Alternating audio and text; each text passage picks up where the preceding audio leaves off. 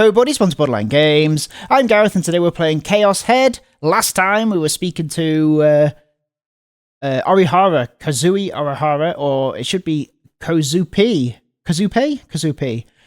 Basically, it turns out that Kozupii was the source of the weird voice that we had in our head. She also has a D-sword that she says that you need to be able to want to kill in order to achieve or be able to reach out for a D-sword. So you've got to be prepared to kill, I think is the idea. And I think now we're going to find out... Is this going to be Kozupii talking? I'm going to assume it is for now. And then pivot to somebody else if it's not. Because it has just told us that we're changing location by like that weird cutscene it does. I guess we'll find out. Let's go. This sword was so scary. That was what Orihara Kozupii had thought before she came to Tokyo. But now it was different. Now it had become something very important, something entirely irreplaceable to her. This sword, if I have it, then I won't be afraid. This sword will protect me. This sword is my heart, another me. It had been about 3 walks ago when she'd first begun to think so. Ever since she was a child, Kozupii had the ability to hear the inner voices present in other people's heads. As to when she'd first become aware of it, she could no longer remember. I must be crazy. I must be really sick. These thoughts pervaded her mind as she sought to understand. Even though she was very young at the time, Kozupii knew that her power was something no one could know about. Thus, she concealed it from her parents. Her powers rendered her unable to make friends, forged a rift between her and her family, and made the people around her think she was merely a girl with ridiculous intuition, one that gave them the creeps. Even when she came to Shibuya, she'd still been afraid to go to school. She did not want to meet anyone new, nor talk to anyone. She thought that they would just be creeped out by her no matter what she did. She did not go to school on the day she was first supposed to, nor the next day, or even the day after, instead choosing to wander around Shibuya during the morning. There was no doubt that Kazue's parents had been notified by the school, as the staff must have noticed that Kozupii had been absent without prior notice. And yet her parents had said nothing to her. It'd be understandable for people to mistake her for a middle school student, but unlike the countryside where she'd been used to reside, there was no one around to rebuke her as such when she walked the streets on weekday mornings. It had been several days since she first appeared wandering around Shibuya. In that time, she'd found a place to relax. The stairs within the local loft. It'd become routine for her to sit there and stare off into space. This routine remained true on that day as well, and after spending nearly 4 hours there, evening broke and she left Roth to return home. Raindrops fell from the dark grey sky. Kozupii did not have an umbrella, and yet, without looking up at the sky, nor once fretting about getting wet, she timidly stepped out into the rain. At that very moment, something entered her field of view.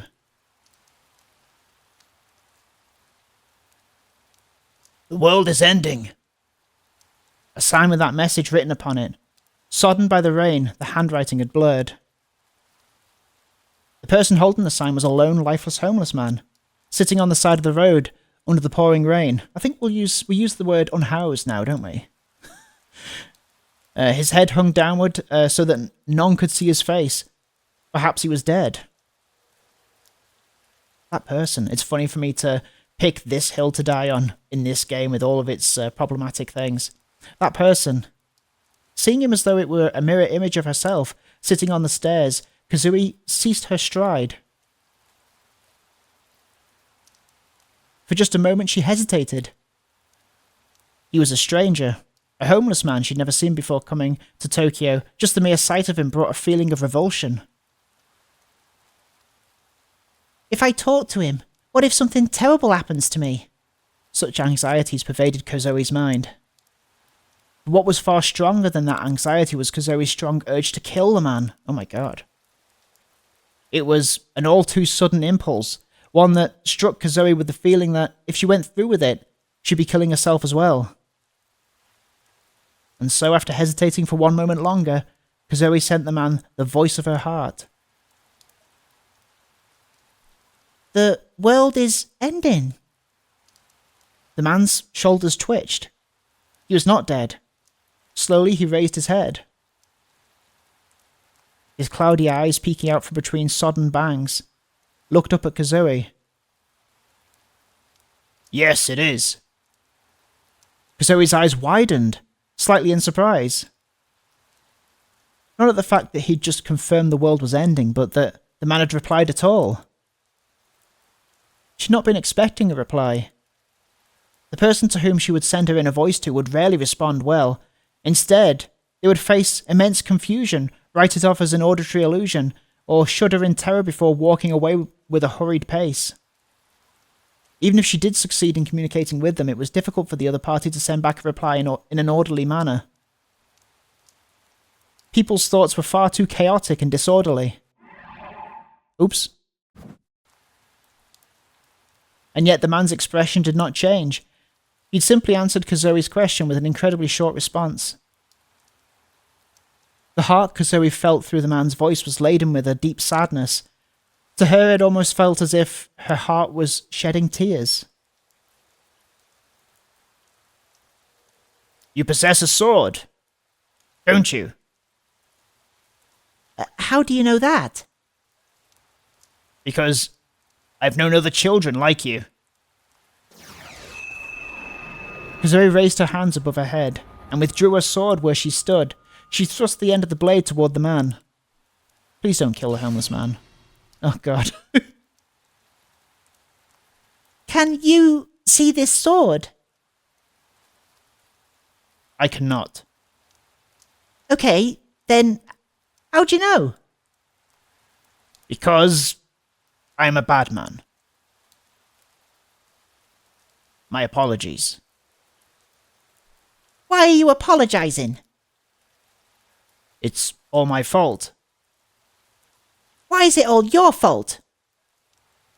Because all I can do now is warn people. Because it has already begun. And there's nothing I can do to stop it. Okay, so if Kozupii kills you, Kozupii will become not so bad? It can be used in a manner that will either kill you or protect you. Is this the old man saying this? Is the homeless man saying it? Or, I feel like if it's that, it's got to be the man, right? That sword can be used in a manner that will either kill you or to protect you. Do you remember? Gaze upon the sky as the clouds float by. Gaze upon the river as it ebbs and flows. It should be there. Is this supposed to be Shogun? It's the same as this.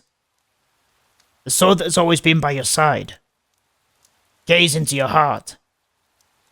And that's where the sword shall be.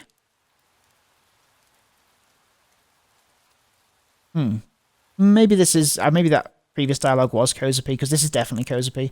But when Kozupii decided she wanted to kill you, it was right there in Kozupii's hand. Isn't this sword supposed to kill Kozupii and everything around Kozupii? Negative emotions are not something to be repudiated.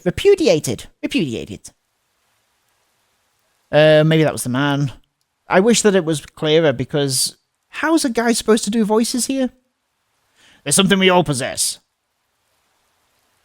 They're not particular to you, nor do they make you different. It's what you choose to do with them that counts. You mustn't avert your eyes. You mustn't deny who you are. The world is a mirror image. What is positive in your mind can simultaneously be negative. And the reverse is also true. This can't be this homeless man, surely. How does he know all this? The only people who can choose whether the sword shall end or whether it shall continue on. Oh, thank you, Lara Fly, for the sub. That's great. Thank you so much. Is all of you.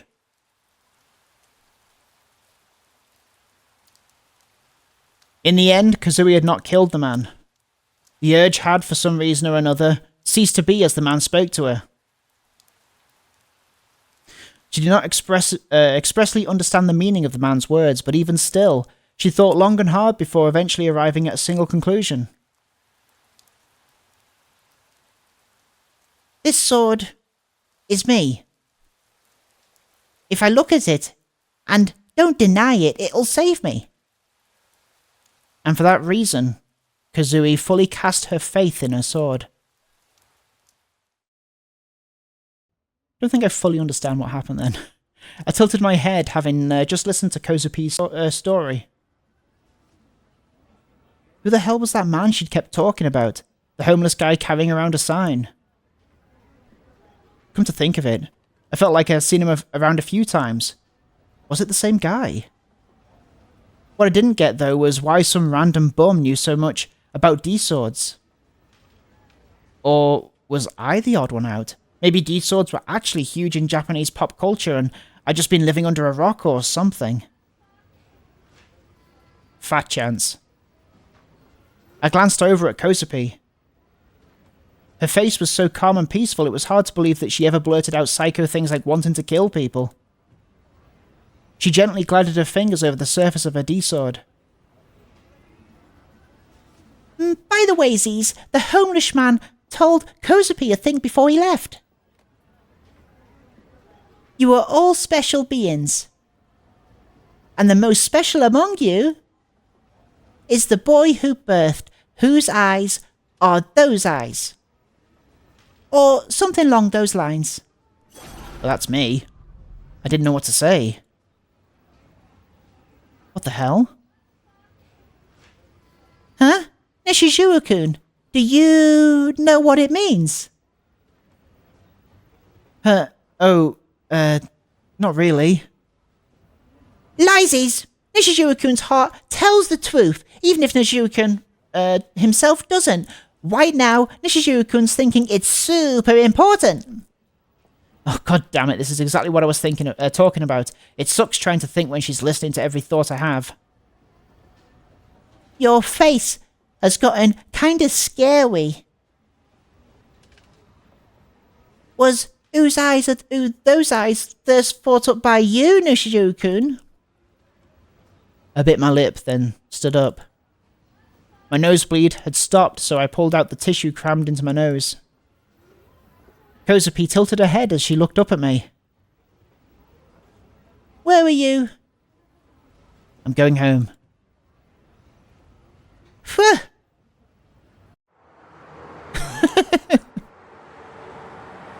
Even though my sides were still killing me, I ignored the escalators and elevators and took the stairs down to the first floor instead. It was much easier to dodge the crowds and make my way outside that way. Teary-eyed, Kozupii timidly followed behind me. Z's. Did Kozupii say something to make you mad? I disregarded Kozupii's question. I was too focused on trying to sort out the thoughts in my head. The homeless guy she'd met.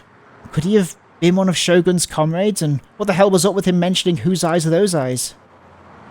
Who'd he been talking about when he said the boy who birthed whose eyes are those eyes? Me? That couldn't be right. I wasn't even close to special. Being a hero just wasn't in my blood. I mean, I couldn't even get my hands on a damn D-sword. I was just an average Joe. Villager, eh? And I wouldn't have it any other way. Villager, eh? Being special. No thanks, man. I'd rather not have another O-front breakdown in my lifetime. So that begged the question, who was that boy? I considered the real culprit behind the New Gen case as Shogun. No way Shogun was anything other than an old man, but his voice and body made him seem like a kid more than anything. Pretty much everything about him screamed how abnormal he was. how he was someone special. 2 of the 6 current new gen cases had "whose eyes are those eyes" appear at the scene of the crime in some capacity. I use that phrase quite a bit, but only ever in my own head. It barely even meant anything. So, what the hell were they doing in all those places? Was there an actual reason hidden in there somewhere? One that would reveal why Shogun was so persistent in coming after me? Maybe the homeless guy had some clues I could work with. I imagined he was still somewhere in the city, carrying around his cryptic sign. I should look for him.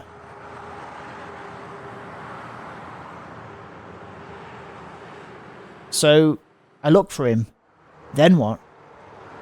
I paused for a moment, then shook my head in denial of what I'd been thinking. Oopsie. What good would it do to look for him? It was a whole lot more likely to just put me in harm's way. For all I knew, that person was one of Shogun's minions, only there to lure me into some horrifying trap. So if I just cruised my way over to the guy, there was a strong chance it would just trigger another quest. I didn't know if I could handle that. I was already sick to death of all the pain and terror I'd been going through lately. And my suspicions didn't end at the homeless guy. I was even suspicious of Kozupii.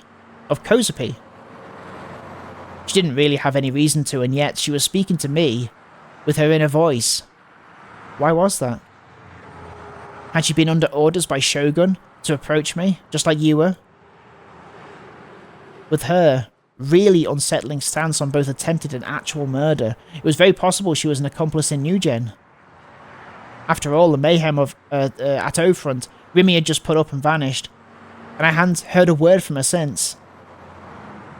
Then Ayase had been hospitalized after her attempted suicide. Nanami was fine, but the 2 people on my side had still completely disappeared on me. Was there any guarantee Rimi would ever come back? For starters, was she really just taking time off school? Granted, I only knew that because Kozupii had told me. He's very quick to trust whoever is telling him something, and I had no way of knowing if she was lying or not. Oh, okay, there it is. All my hairs stood up on end, howling at me that something was off. In the end, me and my world were all too empty. Hollow. There was nothing left to believe in. Nothing that didn't seem like a lie. You're just being paranoids. Kozupii was standing right behind me. Her inner voice was as carefree as always. Her brutal-looking D-sword sat comfortably in both her hands as she carried it around, and then she cast an upward glance at me. I averted my eyes. Are you my ally or my enemy? Which is it? Did you come here to kill me? Kozupii just what?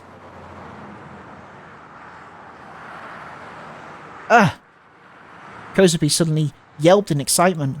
Ah! Startled, my head jolted upward, only to realise it wasn't me she was looking at, nor the person she was waving to. Senna-shan! Found you! Senna-shan? Wait a second. Tracing the end of Kozupi's gaze, sure enough. There she is. Kozui. It was Ayoi, right? That's how you say that. Ayoi? Senna, with a D-sword to her shoulder. As she walked toward us, her expression made it clear that her mood was just as sour as ever. I reflexively tensed up. What's Senna doing here? Is it just another coincidence, or is it a calculated trap?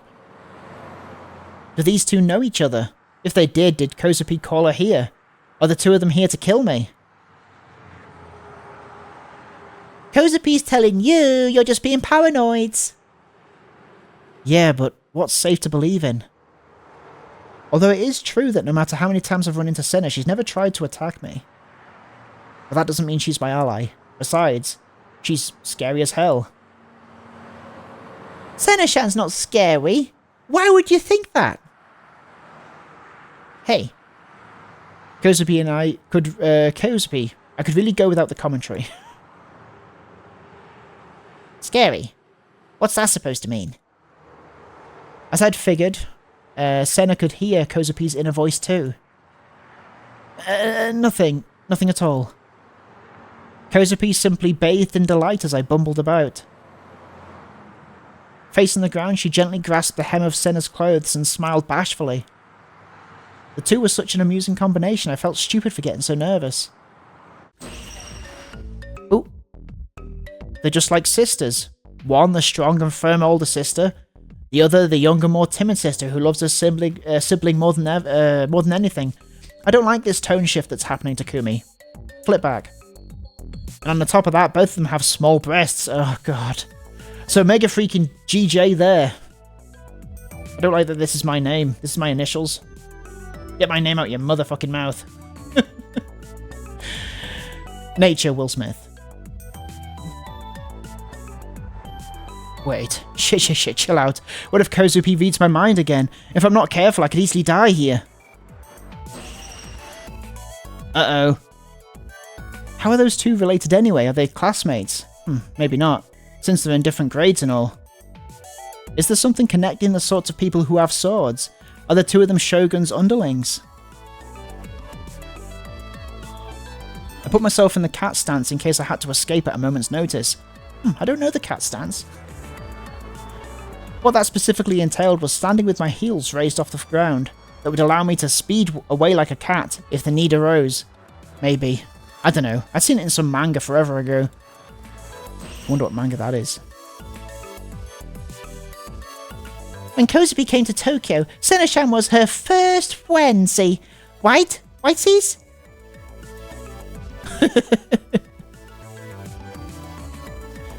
Rather than answering, Senna merely glared at me. I'd figured she was about to lunge at me with her sword with that sword of hers, but that never happened. Calling her scary hadn't seemed to have pissed her off to that extent, at least. Kozupii, why are you with this guy? Takumi-chan is Kozupii's classmate. Takumi-chan? Takumi-chan can see Kozupii's sword too. I'm aware. This guy is a giglomaniac. Giglio... what now? A giglomaniac. I guess this is... her, right? That's a someone who can see D-swords. Kozupii, that's her name. You're one of those, Takumi-chan. A giglomaniac? Who in the world decided to name it that? Given it has a name at all, then maybe these powers aren't all that uncommon. Oh, Kozupii knows. You're on your way to go and buy a Crunchy-kun, aren't you, Senna-chan? Well... From the sounds of it, Kozupii had read Senna's mind. Speaking of, I'd seen Senna eating Crunchy-kuns in the past. With winter right around the corner, I wasn't sure why she'd be eating popsicles of all things. I guess she just really liked them. Come on, let's go, everyone! Sounded a bit like Mario, very Mario-coded, Kozupii. Announcing that with her inner voice, Kozupii clung to Senna and pulled her along. Hurry up, Takumi-chan! Oh, sorry, but I tried to turn her down so I could get out of there, get out of there already, but... Kozupii started tearing up almost immediately. Her teary eyes looked up at me as she silently pleaded with me. On top of that, Senna was glaring at me like she was ready to rip my throat out with her teeth at any moment. Come along. I'll treat you too. It looked like Kozupii had scored a critical hit on Senna with a teary assault, urging me to follow. I reluctantly trailed behind her, heading toward the convenience store right behind the police station. By the popsicle station is what I was about to say. After buying each one of us a Crunchy-kun, we sat near the handrails in front of the police station, nibbling away at them. While Kozupii looked delighted as could be, Senna's air of indifference remained the same. I was stressing out. The police were right there in the station in front of us. And yet, despite that, they paid no mind to the fact that 2 people with me were in utter violation of the swords and firearms control law. The police were supposed to be, they were supposed to police people. The girls were right in the line of sight, but they didn't even try to arrest them. In fact, they didn't even care enough to slap us with a warning. Not gonna eat! Now that Kozupii pointed it out, I just went screw it and started eating my crunchy coon. Though it was bothering me how people were staring. Though I suppose that was only fair. Senna and Kozupii were cute as hell, and the very idea that 2 small-chested sisters like them were hanging out with a otaku freak like me, just sitting and eating crunchy coons together, out in the cold, well, it was all pretty absurd. His inner incel comes out. His, very much on the surface, his very outer otaku comes out. Maybe I was overthinking it. I couldn't block out the snickering in my ears.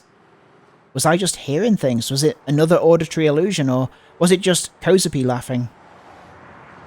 I didn't want to stand out. I didn't want to be looked at. I was afraid of people gazing at me. I probably should have worn a hat. Seriously, I really wanted to get out of here this second. I continued hurriedly eating my crunchy coon so I could leave already, and every bite it left my body feeling even colder. This was going to give me diarrhea really bad later. How are those 2 not freezing? So, Kozupii, why are you with this guy? Takumi-chan's name is Takumi-chan, not this guy. A whole bunches of baddies were picking on Takumi-chan, and he got pushed downsies. So Kozupii nursed him right back to tip-top shape. So she'd be the one who'd looked after me. Did you use your D-sword? Kozupii wanted to kill them all, like bam, whack, boom! Kozupii was attempting to gesture wildly in an attempt to explain how things went down. But since her left hand was busy holding a colossal D-sword, she was just waving the other hand around all, I'm not going to say that. Crazily, I'll say. Which of course was the same hand that that held her crunchy coon.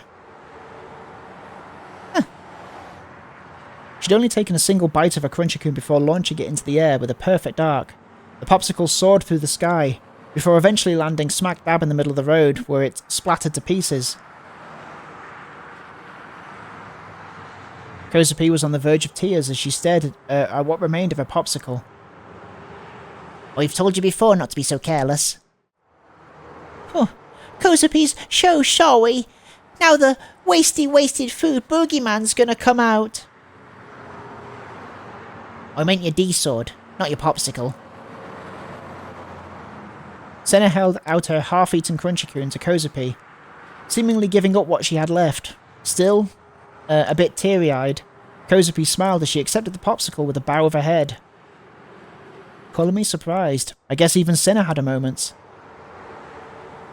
But, of course Kozupii's got a punishment set up for all the baddies.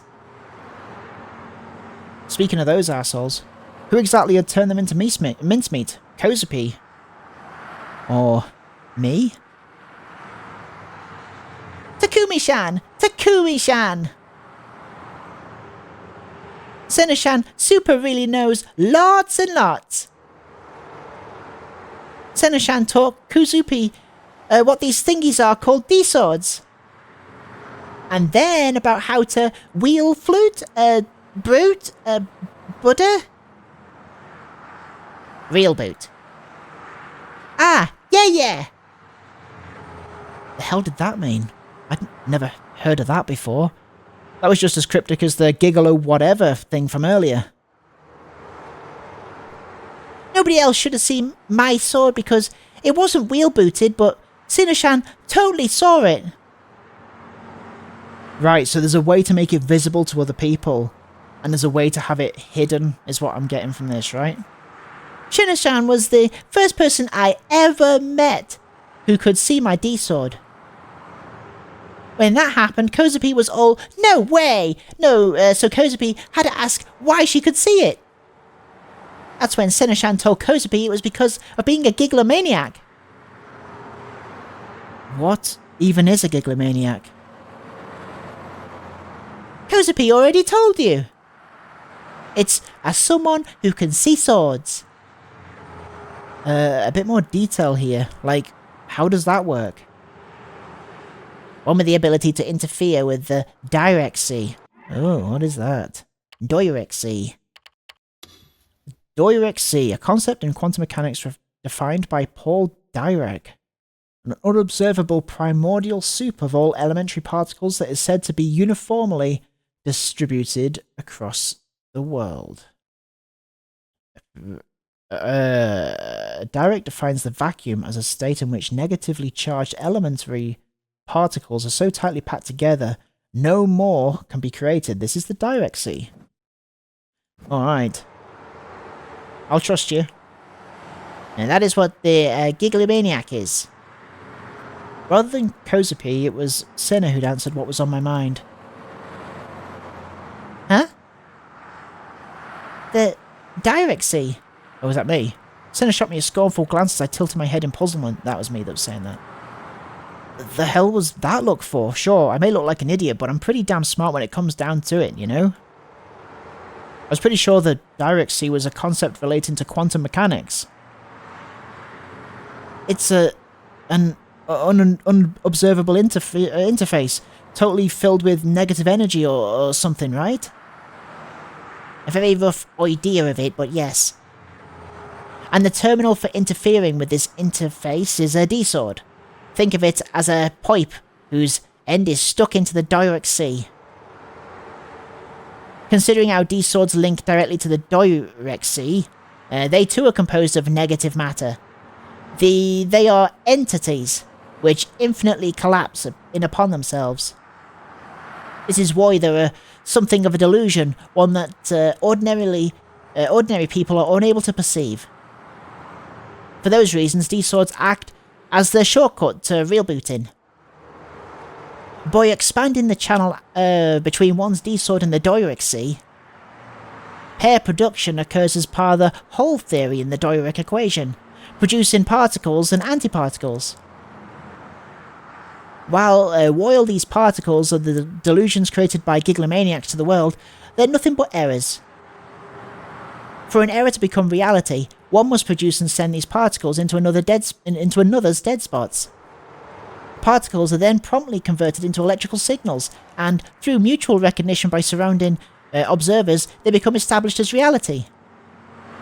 Conversely, what is this, like a lecture all of a sudden? If one wishes to erase them, antiparticles are able to be sent into the dead spots where particles were previously received, thus annihilating them both. Huh? Right. I remembered Senna mentioning that before. Mechanisms behind the world's function can be explained by three numbers, 0, 1 and -1. The D-sword is a shortcut to produce the last of those -1.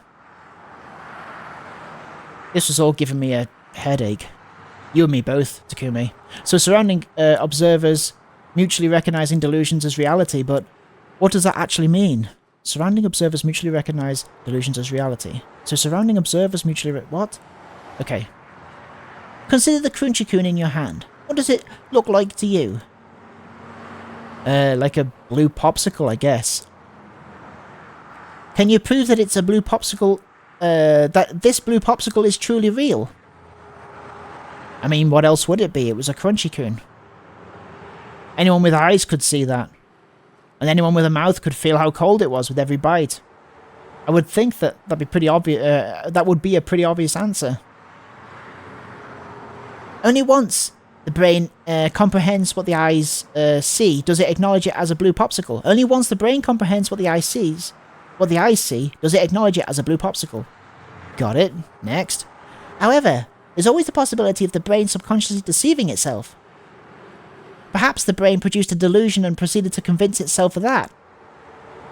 Then, how can you even prove what's real? If anyone outside of yourself observes that what you're holding is a blue popsicle, then mutual recognition will be attained between you all. It no longer remains as your solitary delusion. To grasp the concept of turning delusions into reality, it needs to be approached paradoxically. Alright.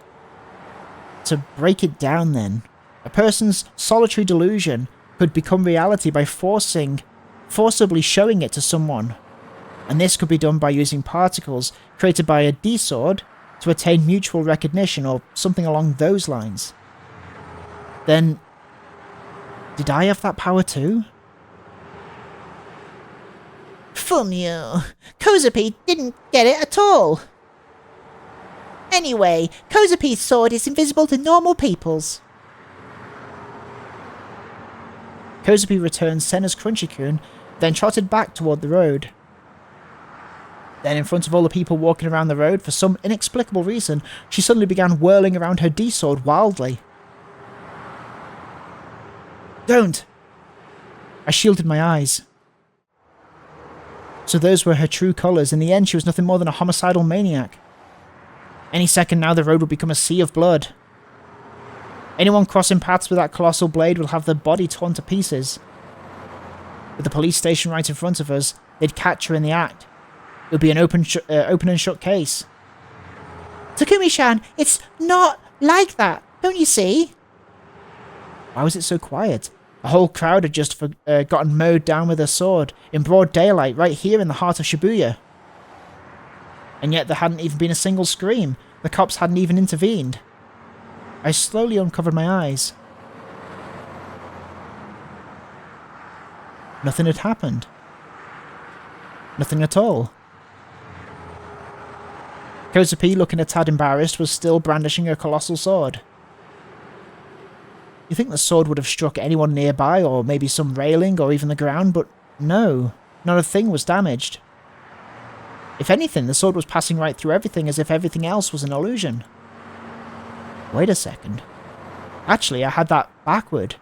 It was the sword that lacked. The people walking around us weren't bothered in the slightest. They couldn't see the sword. Ding ding ding! These swords are delusionary swords. Ayase had said something along those lines, that the swords could only be seen by those who possessed the power. Standing next to me, Senna let out an exhausted sigh before taking another bite of her Crunchy-kun.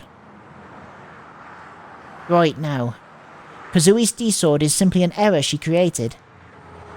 It has yet to attain mutual recognition.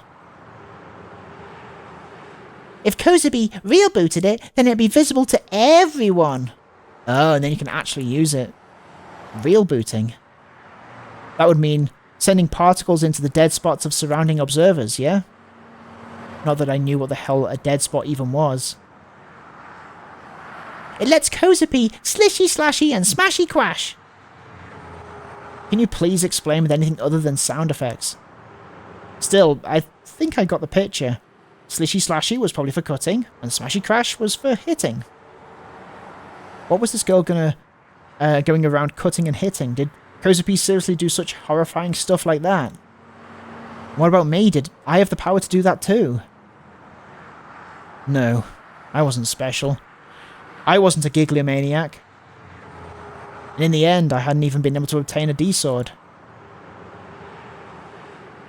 But Takumi-san saw Takumi-san's sword. White? You'll get it real soon, Kasumi-san. Kozupii knows it. I'm telling you, it's no good. Even back at O-Front, it just didn't work. Sure, I did see a sword there, but I had zero clue how to actually grab it. Well, I'm sure if Takumi-san asks how to get it. Kozupii peered at Sinner as if... Oh, Kozupii peered at Sinner as if to urge her to do something. Sinner let out another sigh. As biorhythms climb, the neurons in the midbrain limbic system excessively secrete dopamine and one's D-sword appears. Depending on the person, this could just come from feeling threatened, excited, sad, hateful or happy. Oh, so is that why Shogun was put me on the edge of that tall tower to get the dopamine in the right place so that I could grab the sword? Being on the edge of that tower made it so that I could see the sword. The higher the amount of dopamine secreted, the easier it comes to observe. There you go, Z's. Takumi-san. Takumi-san. It was just absurd how wide Senna's knowledge was. She might very well be an outright genius. I mean, with explanations this detailed, you'd think she majored in giglomaniacology. Giglomaniacology, if that was even a thing. For starters, I couldn't imagine there being any other girl in all of Japan who could spout theories and jargon off the top of their heads to this degree. Where on God's green earth had she studied literally any of that? What was with all the mysterious characters accumulating around me? I was dying for an answer. Thinking about it just wore me out. It sucked ass, only half understanding what was going on. But I didn't have the strength to look into it myself, because none of those people were normal in the slightest. Grappling with those feelings of bitterness, I took one last bite of my thawing crunchy coon. Oh, I won. It said win on what was visible on the stick. Kozupii came back and peered into my hand. Wowsies, Takumi-chan! Lucky bastard. Oh, Senna-chan, you're just jealous because you wanted to win these too. Who says I care? I doubted Kozupii could be so easily fooled here, given her ability to read everything on someone's mind. Senna-chan, you always eat crunchy coons, all super duper excited to see if you're a winner. And how many times have you won? Well, you have a win rate of 13.7%. She really had this stuff down to a science. Did she calculate all that every time she ate one? Finishing her crunchy coon as well, she gave the leftover stick a quick glare, only to let out a quiet snort. She must have lost. Or at least her face made it look that way. Okay. Hey, if you want mine, here. Let's go with red. I timidly held out my winning stick. Or you have no intention of accepting handouts? Or you merely experimenting with my own possibilities? But Senna-chan's art says she really wants it, you know. You can have it. I don't eat a whole lot of popsicles.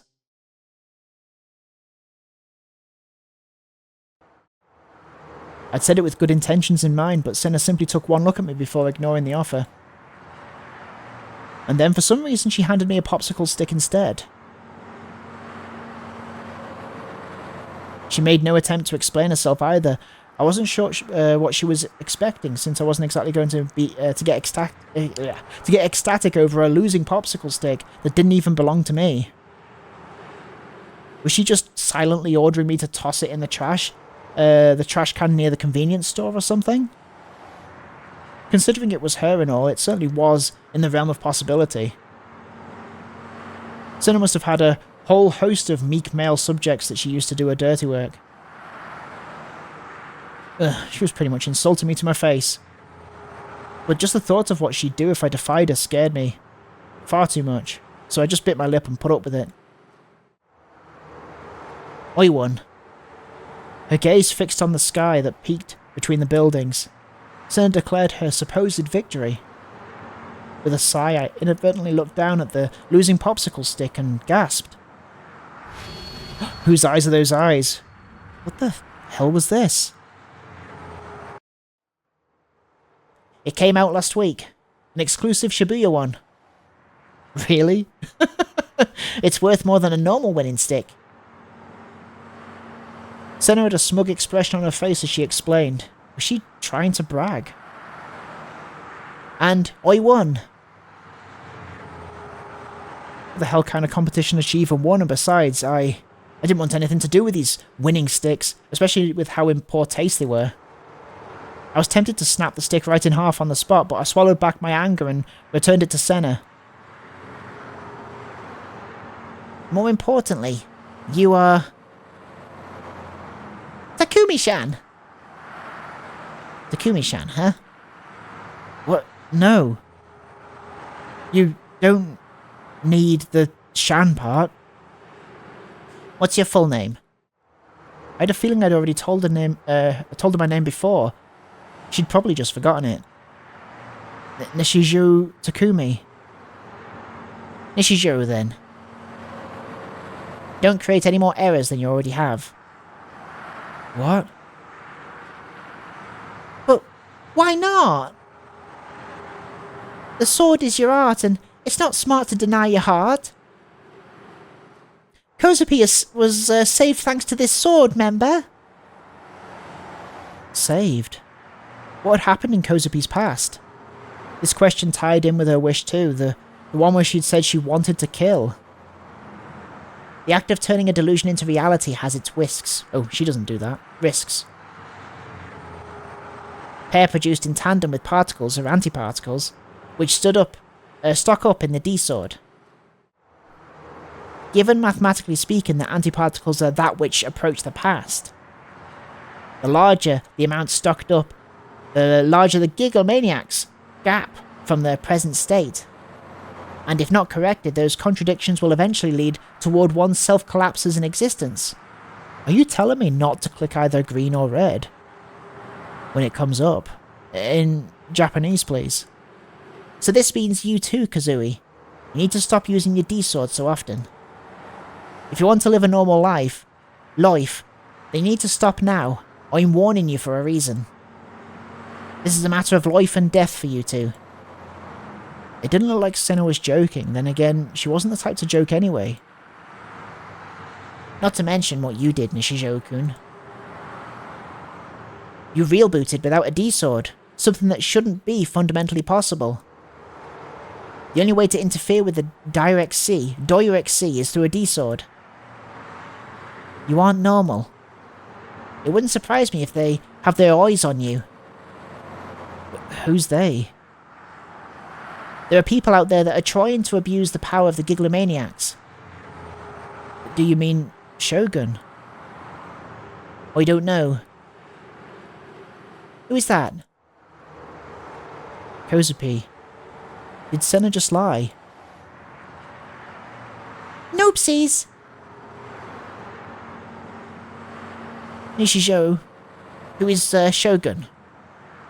The sheer chill in her voice sent shivers down my spine. Naturally, I couldn't look her in the eye. She grabbed me by the chest, making it hard to breathe. Ugh! Why did she have to be so violent? What had I even done wrong? Are they a man around their 40s?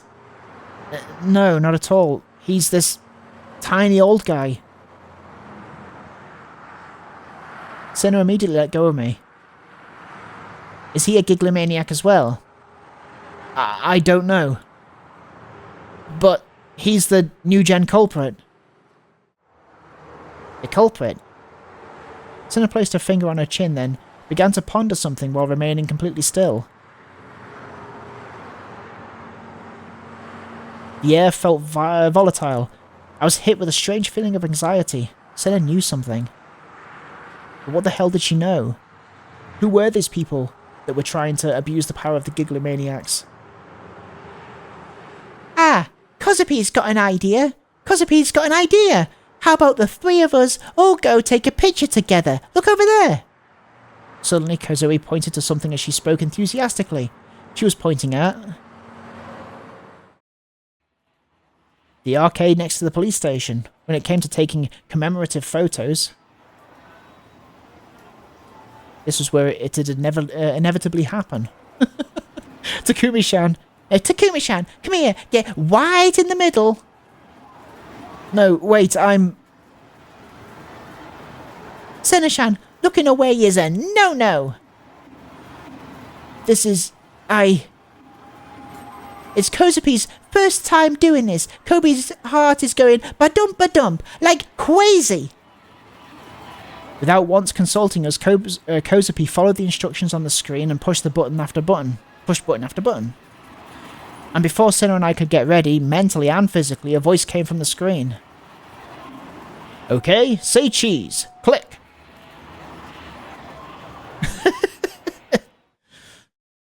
Gigamaniac trio, first timers. In the picture we'd taken, Neither of the D swords were visible.